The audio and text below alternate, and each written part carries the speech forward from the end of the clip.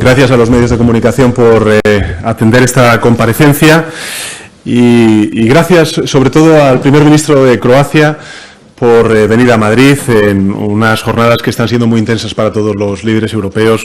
Quiero agradecer muy especialmente su viaje a Madrid y con ello también subrayar que este año precisamente estamos celebrando el 30 aniversario de las relaciones diplomáticas entre España y Croacia.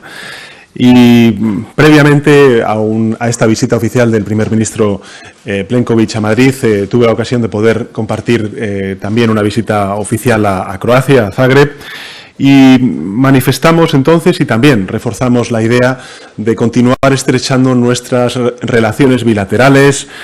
Aquí está el ministro de Ciencia y Educación del Gobierno croata, con el que se va a firmar un importante acuerdo bilateral entre España y Croacia para la relación entre dos institutos universitarios vinculados con la investigación de la fusión nuclear. Y, en segundo lugar, también trasladar el agradecimiento que le tengo al primer ministro croata, porque la verdad es que en todas sus intervenciones, en todas sus aportaciones en los debates del Consejo Europeo, siempre ha tenido una perspectiva proeuropea.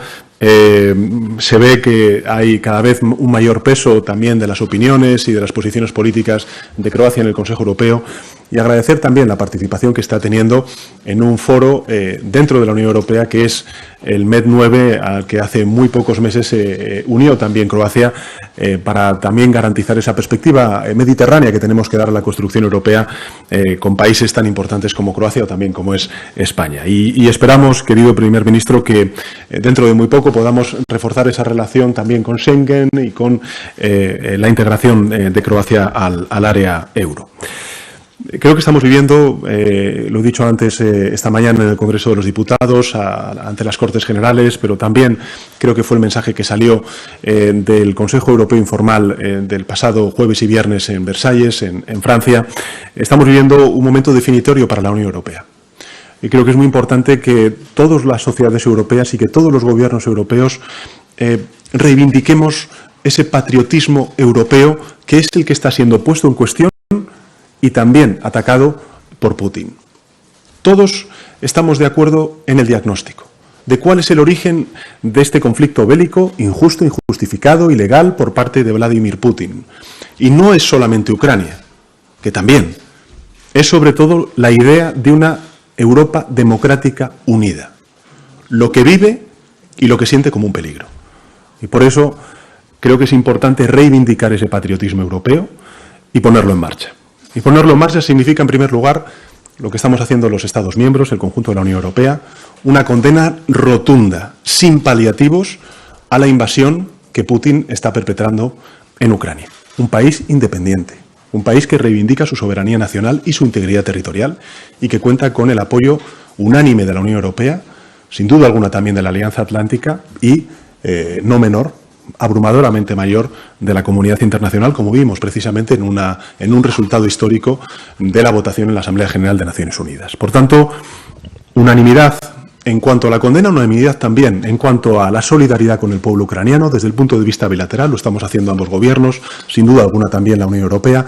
En el Consejo Informal de Versalles, el alto representante anunció un aumento de 500 millones de euros más de esa facilidad europea para la paz a la hora de transferir material defensivo y ofensivo a la resistencia ucraniana y, lógicamente, también unanimidad en las sanciones económicas, como se ha aprobado por parte de los ministros de Asuntos Exteriores un nuevo paquete de sanciones contra Putin, su régimen y, lógicamente, también contra la economía rusa. Y creo que me lo han escuchado en muchas ocasiones decir, pero lo quiero volver a subrayar, todas esas sanciones durarán lo que dure esta invasión. Y Putin tiene que ser consciente de que esas sanciones económicas no se van a retirar hasta que no retire las tropas rusas de Ucrania. Y finalmente, creo que una de las cuestiones elementales, básicas que tenemos que abordar a la hora de reivindicar ese patriotismo europeo es que si Putin lo que quiere es debilitar la Unión Europea, lo que tenemos que hacer los Estados miembros es fortalecer la Unión Europea, como hicimos con la pandemia. Con la pandemia llegamos a acuerdos que antes de la pandemia hubieran sido inimaginables, como por ejemplo la compra conjunta, la compra centralizada por parte de la Comisión Europea de vacunas, su acceso equitativo en función de la población al conjunto de Estados miembros, o lo que fue la mutualización de la deuda y por tanto la articulación de los fondos Next Generation, que lo que están haciendo es consolidar la creación de empleo, la recuperación económica y la modernización de nuestro país y de nuestro continente en el ámbito de la transformación digital y la transición energética. También tenemos que hacer ahora lo propio con la política exterior y de seguridad común, que tiene que salir reforzada de este embate de Putin. En segundo lugar, su complementariedad con la OTAN, y ahí quiero de nuevo subrayar la importancia de la cumbre de la OTAN que se va a celebrar el próximo mes de junio en Madrid. Y finalmente, como saben ustedes, algo en lo que España ha venido trabajando durante estos últimos meses como consecuencia del aumento del precio de la energía y en particular del gas, en la necesidad de reformar a fondo el funcionamiento, que ahora mismo no es el óptimo, de nuestro mercado energético. Creo que son debates importantes los que vamos a tener la próxima semana en el Consejo Europeo del 24 y el 25 de marzo. Saben ustedes que para España es fundamental porque el 29 de marzo, en función de cuáles sean los acuerdos, aprobaremos el Plan Nacional de Respuesta a las Consecuencias Económicas de la Guerra en el Consejo de Ministros del 29 de marzo, repito, pero en todo caso creo que es importante ese consejo y agradezco sin duda alguna siempre la actitud constructiva y propositiva del Gobierno croata y sin duda alguna también del primer ministro croata. Saben ustedes que hoy por la tarde empiezo también una gira europea que hoy mismo me llevará a Bratislava a tener reunión con el primer ministro eslovaco. Mañana estaré con el Gobierno rumano. El viernes lo haré con el primer ministro italiano y también con el canciller Scholz.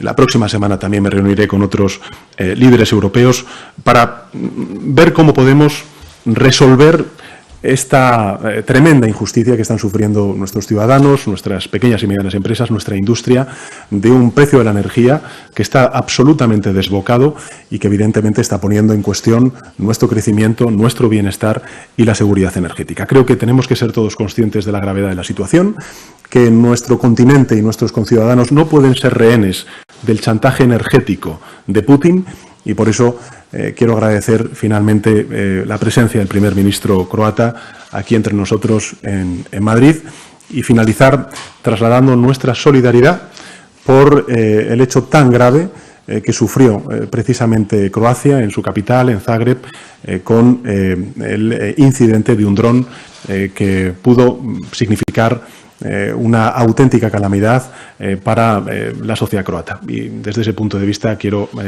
mostrar toda la solidaridad, primer ministro Andrej, ante esa situación. Muchísimas gracias.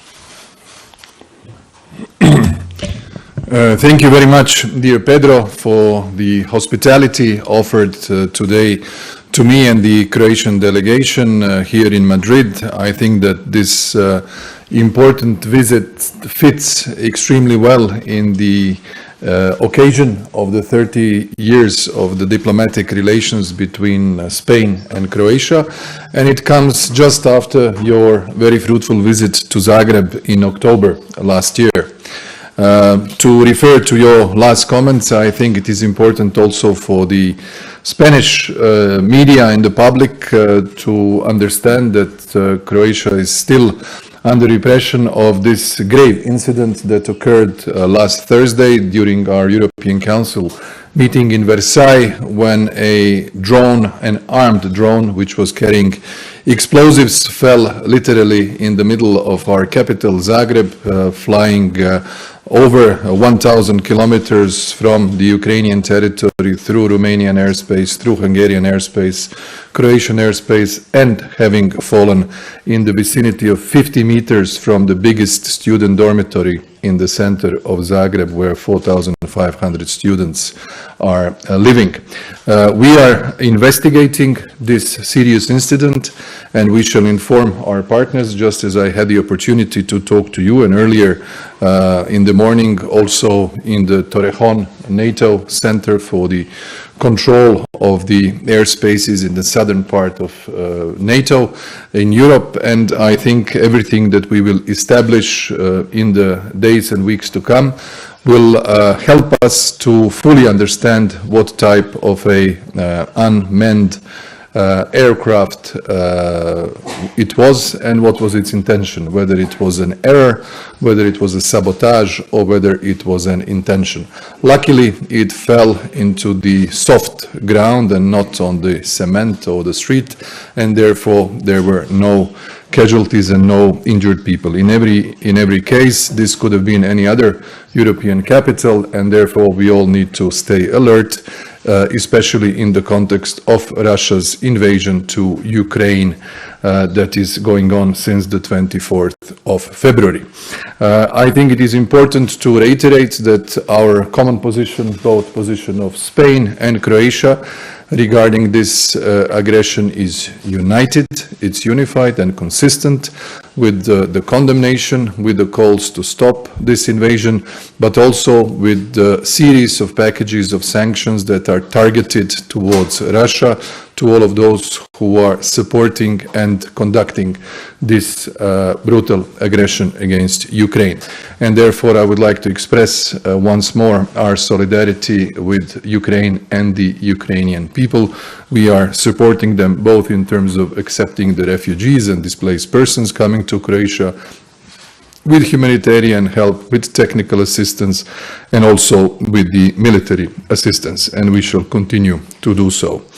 On the bilateral note, I highly appreciate the strong political support that we enjoy from Spain, and especially from Pedro, regarding the forthcoming decision on Croatia's accession to the Schengen space, which is one of our key political priorities, being the latest member of the European Union, and we hope that we shall conclude the entire passerelle between the Council and the European Parliament in next few months, together with the wider reform of Schengen, and that will be an important achievement of my second government. Equally, we are literally in the final days of fulfilling remaining 3 or 4 technical issues for Croatia to join the Eurozone. We have been preparing for last 5 years, adopting our strategy, fulfilling all the criteria, resisting all the external crises that we were facing, and Croatia is fit, and I was very pleased that the equal comments we could hear from the president of the Eurogroup, from president of the ECB during our last meeting of the informal council in Versailles, and we hope that these decisions will be done in next few months and that we shall be a member of the Eurozone as of the 1st January next year.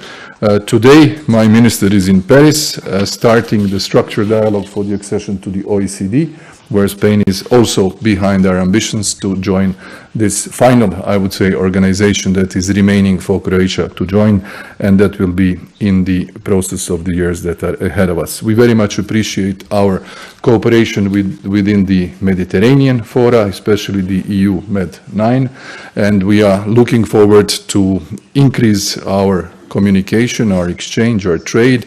This week, one of the Croatian shipyards gave over one of the ships that was commissioned by the Spanish company. I think this is another important contribution to the mosaic of our relations, and I think that the fact that in 2021, meaning the recovery year from the pandemic, we are at the level of 800 million euros exchange. That is only 200 million euros less before the pandemic.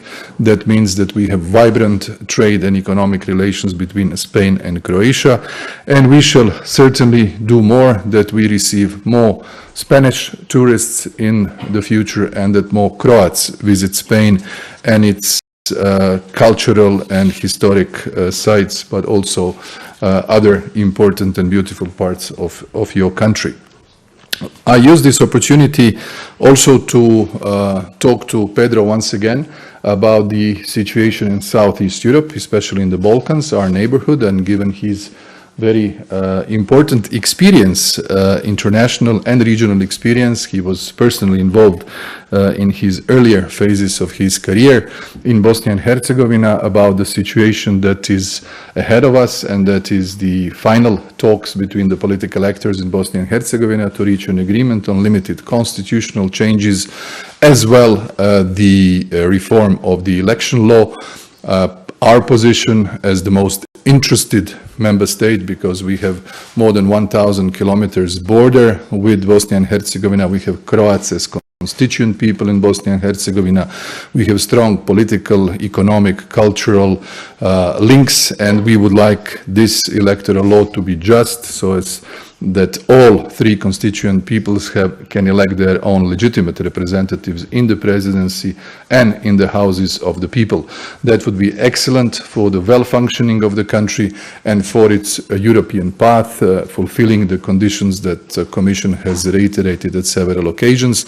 And we would like to be the ones who will really intensely support Bosnia and Herzegovina on its path towards the European Union, and therefore I look forward for the debate on this issue, which is scheduled on for the next week in Brussels during the European Council. In that respect, I very much appreciate that today in Sarajevo is the visit of High Representative Mr. Borrell, who will certainly talk to the leaders of Bosnia and Herzegovina about these major issues. I am also pleased that my Minister of Science and Education, together with your Minister of Science and Education, has signed the document regarding the cooperation in the Donetsk project that is extremely important for the scientific and business community, including our most prestigious institute, Institute Ruđer Bošković, and which will help our joint European cooperation in the level of science and research, especially when it comes to fusion. So this is a concrete contribution to our relations during the visits that we have organized today, and I very much look forward to continue it together with the President of the Parliament and, of course, with His Majesty the King later on in the afternoon. Muchas gracias y ahora, directora, pues quedamos a disposición de los medios de comunicación. Gracias, presidente, primer ministro. Vamos a empezar con nuestros invitados, our Croatian guests, de la televisión pública croata, Miro Asic. I have a question for both prime ministers. Actually, Croatia and Spain, both countries decided to send weapons to Ukraine. Are you maybe afraid of additional escalation because of that between Russia and NATO, especially after a Russian missile attack on military base near Lvov? And do you see any solution to stop the war in Ukraine? Thanks. Who will first? Me?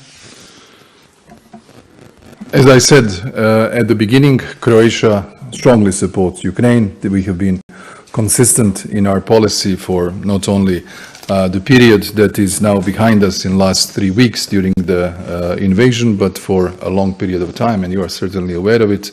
I have personally visited Kyiv in the beginning of December with a large delegation and signed a memorandum or declaration of support for the European perspective of Ukraine together with President Zelensky. And that means that Croatia is one of the EU member states that really believes in the democracy, in the European future of Ukraine. Pedro and I discussed, and we many times debated, that the essence of what is happening globally for the international order, for the international law, for the multiple crises, whether it's the refugee crisis or the spike of the energy prices, at stake is the dilemma and the conflict between democratic societies and authoritarian regimes. There is no doubt about it. This is the essence of the debate that we are now observing and participating. So we are not afraid. On the contrary, we believe we are on the right side of the history, right side of the law, right side of the morale.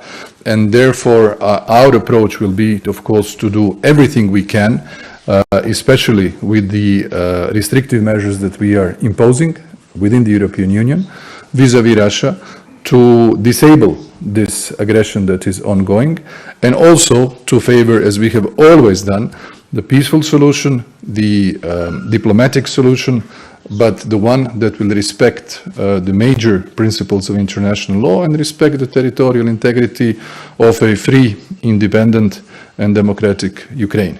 This is our position, and it will not certainly alter.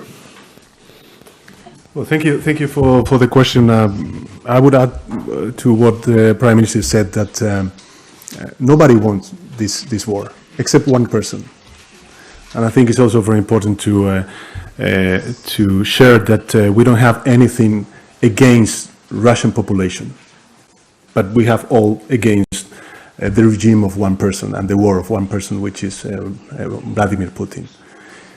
So in this sense, I think it's important that we provide from the European Union all the assistance, the humanitarian assistance, and also the military capabilities to a country which is, I would say, suffering the consequences of an illegal and unjustified war and invasion. And from that point of view, I believe that unity among member states, European Union, and then among allies under the framework of NATO is indeed crucial. And I think it's something that perhaps Vladimir Putin underestimate the response of the Ukrainian people, the response of the Ukrainian government, and of course the response of a huge majority of countries before the UN, and of course from the NATO allies and the European Union. And this is something that we are going to continue until the invasion ends. And of course, I believe that if you see what we did at the European level and also at the international level, all the European countries before the invasion, we opened for us for the dialogue between Ukraine and Russia. There was a huge effort of our diplomats, but unfortunately that period of time was profited by Putin in order to escalate all its military capabilities in the border of Ukraine. So therefore, I think it's important to continue with these sanctions and with this unity, and of course all the assistance, as the Prime Minister said, on refugee, humanitarian crisis, and of course on military capabilities. Por parte de la prensa española, Almudena Guerrero, de Televisión Española. Buenas tardes, presidente. Primer ministro, dos cuestiones para el presidente del Gobierno. El ministro de la Presidencia acaba de decir que el Gobierno está barajando distintas opciones para bajar el precio del gas, de la gasolina y de la electricidad.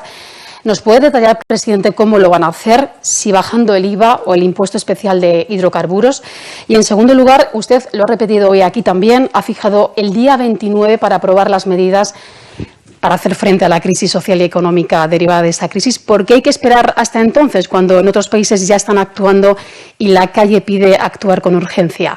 Y para el primer ministro, el Gobierno de Polonia ha planteado que la OTAN envíe una misión de paz para ayudar a Ucrania. ¿Qué le parece? Gracias. Bueno, muchas gracias, Almudena, por sus preguntas.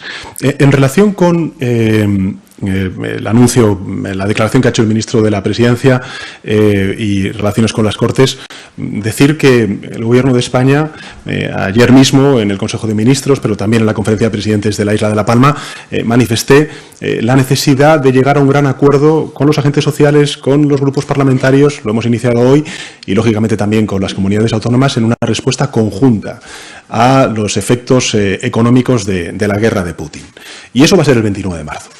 Hasta entonces, ¿qué hemos hecho? Bueno, hemos prorrogado hasta el 30 de junio importantes bajadas de impuestos, que ya aprobamos el año pasado. Ustedes lo recordarán, por ejemplo, en el IVA de la electricidad, la suspensión del impuesto del valor añadido sobre la producción eléctrica, también la reducción al mínimo, al 0,5%, que es lo que nos permite la legislación comunitaria del impuesto de la producción eléctrica. Hemos rebajado en un 80% los peajes a 600 consumidores electrointensivos. Hemos prolongado también las ayudas y la protección a los consumidores vulnerables. Son en torno a 1.200.000 hogares los que están ahora mismo beneficiando de esas protecciones. Esto, si lo prolongáramos hasta el 31 de diciembre de este año, estaría exigiendo un entorno de 10.000, 12.000 millones de euros de coste y, por tanto, de ahorro, o mejor dicho, de reducción de los ingresos públicos por parte del Gobierno de España, ¿no? Por tanto, estamos haciendo ya medidas. ¿Qué es lo que he tratado siempre de explicar a los ciudadanos? Y me parece muy importante, que podemos bajar impuestos, podemos aumentar las ayudas, pero si no actuamos sobre el origen del problema, y es que tenemos un funcionamiento del mercado energético disfuncional, donde en el caso de nuestro país la producción energética que proviene del gas representa en torno a un 10 o un 15% el año pasado, y la producción de las energías renovables, que son muchísimo más baratas, representó en torno a un 45%, y ese 10-15% está explicando y justificando la evolución del precio de la electricidad en su conjunto. Si no resolvemos esta conexión, poco margen tienen los Estados miembros para poder amortiguar, en primer lugar, proteger y también hacer un reparto más equitativo de las consecuencias económicas de la guerra. Por eso creo que es muy importante el que el 24 y el 25 de marzo podamos llegar en Europa a un gran acuerdo para una reforma estructural de nuestro mercado energético. Y, evidentemente, tenemos que esperar a ese 24 y 25 y, por eso, el Consejo de Ministros se celebrará el 29 de marzo y ahí es donde aprobaremos el Plan Nacional de Respuesta a las consecuencias económicas de la guerra. Y, además, es evidente que tenemos que hablar con los sectores, que tenemos que hablar con los partidos políticos, que tenemos que hablar también con los agentes sociales. Y todo eso es lo que vamos a hacer, y hemos empezado ya la semana pasada con los agentes sociales, esta semana con los grupos parlamentarios, la próxima semana con las comunidades autónomas, para entre todos hacer un gran acuerdo de país.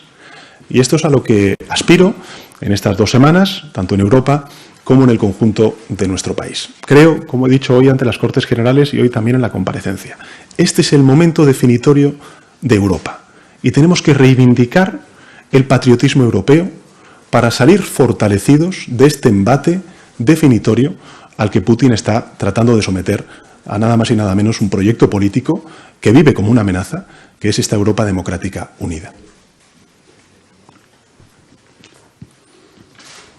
Thank you very much about the question that regards the Polish initiative. You have seen that Polish Prime Minister, Czech Prime Minister and Slovenian Prime Minister have visited Kyiv in order to send the strong signal of solidarity and political support to the President and the government of Ukraine. We fully support it.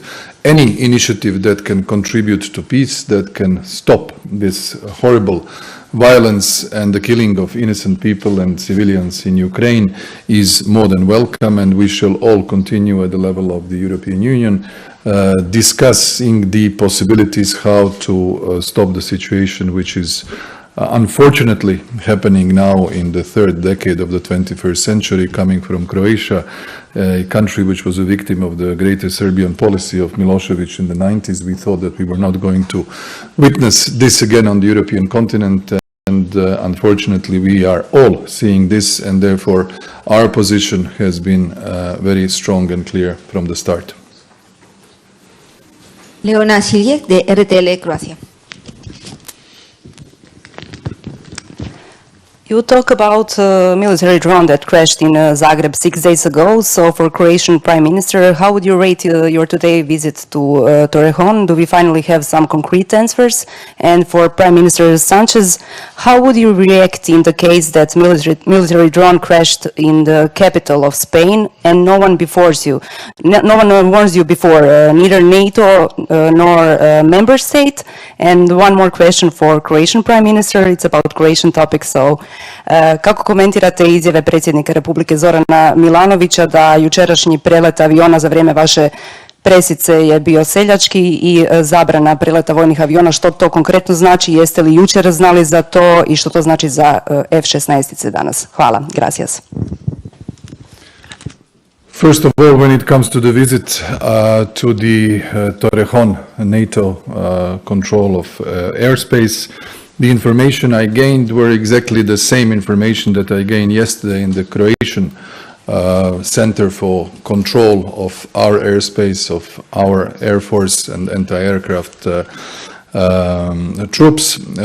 Unfortunately, this drone, which was a serious, actually, rocket of 14 meters long and 6 tons heavy, armed, as I said yesterday at the press conference, with the explosive that will be finally determined by the experts and the forensics which are involved in the investigation, conducted by our state prosecutor in cooperation with police, with military experts, proves that neither the Romanian raiders or their military that controls the airspace recognized this drone as a serious threat.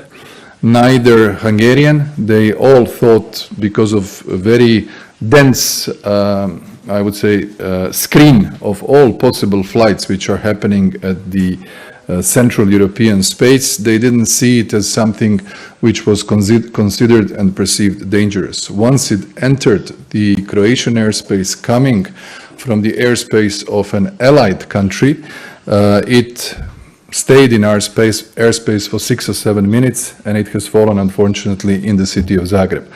That means that we were lucky with the fact that it didn't create bigger damages. I wanted to establish these facts, which I knew from our own services for the last couple of days, now also from the commander in Torrejon.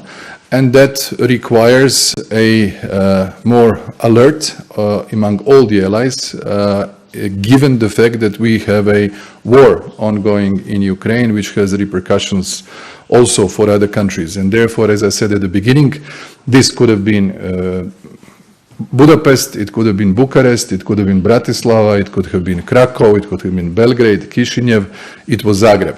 What we need to find out with the investigation, whether it came by an accident, whether it came because of a sabotage, or whether it came intentionally.